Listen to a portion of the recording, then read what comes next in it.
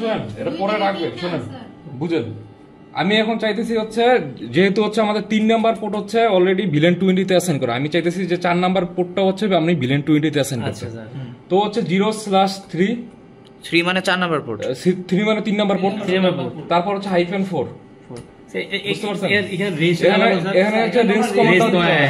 যেহেতু হচ্ছে আমরা দুইটা পোর্ট নিতেছি তার মানে রেঞ্জ কমান্ড দিতে হবে। তারপরে আমাদের একইভাবে switch port, mode access, access. এটা হচ্ছে একটা বিষয়, একটা জিনিস দেখাই দিচ্ছি, switch port mode access, switch port access VLAN, access VLAN 20। এখন একটা বিষয় আছে, আমাদের কিন্তু অলরেডি ভিলেন 3 কিন্তু অলরেডি অ্যাসাইন করা ছিল ভিলেন 20 তে।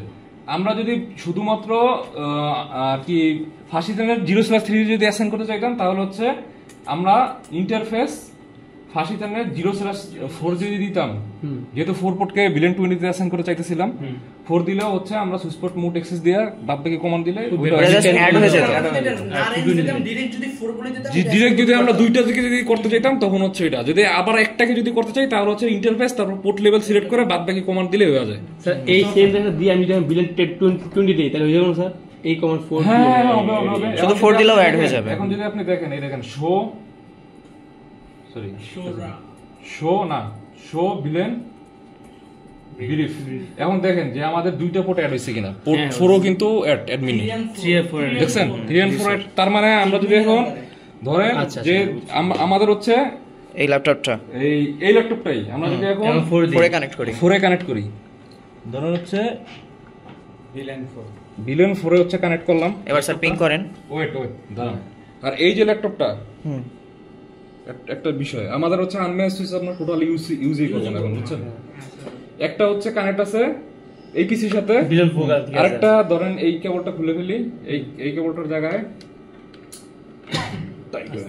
ইন্টারনেটটা দিবেন, এটা দেই, এখন হচ্ছে এটা দেই, তাহলে তিনটা আসেন কেন দেখেন, তিনটা পোর্ট কিন্তু আপ হইছে না আমাদের, এখন আপ হইছে, হ্যাঁ আপ হইতাছে। এখন যদি আমি পিং যদি দেই, দেখেন পিসি থেকে পিং, এখন ইয়া পায় নাই, আসতেছে ওয়েট।